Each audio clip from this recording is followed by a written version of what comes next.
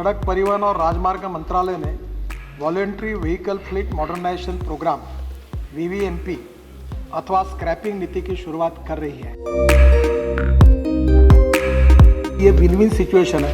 किसी गरीब आदमी का व्हीकल हम खत्म कर दें, उसको बंद कर दें, इस प्रकार का भाव इसमें नहीं है।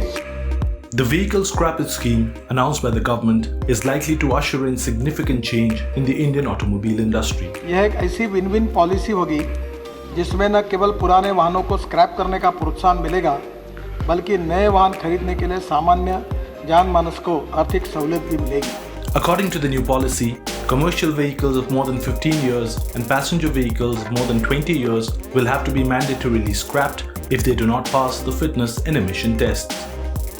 Also, government departments will have to let go of their vehicles after they are used for 15 years. Customers and fleet owners will have to get their vehicles tested after a certain period to ascertain their fitness depending on the tailpipe emission and other parameters. Vehicle owners who would voluntarily scrap their vehicles will get a rebate on road tax in the range of 15 to 25% and a complete waiver of registration fees on the next new vehicle purchase. Automobile manufacturers will also have to offer a discount of 5% against a certificate of vehicle scrapping.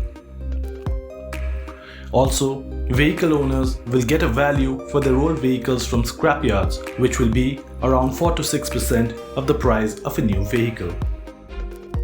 Automobile manufacturers such as Maruti Suzuki, Toyota, and Mahindra have already announced their investments for setting up vehicle dismantling centers across the country. Car makers expect these centers to generate significant revenue in the next few years once the scrapping of vehicles becomes a practice. This will also help in creating more jobs. Scrapping policy के लागू होने पर न केवल इन आंकड़ों में वृद्धि होगी, पर scrapping centre automatic fitness centre की वजह से 10,000 करोड़ का अतिरिक्त निवेश और 35,000 लोगों को डायरेक्ट एम्प्लॉयमेंट मिलने की संभावना है। Industry experts suggest that the new policy will help push commercial vehicle fleet owners to scrap their old trucks and small commercial vehicles.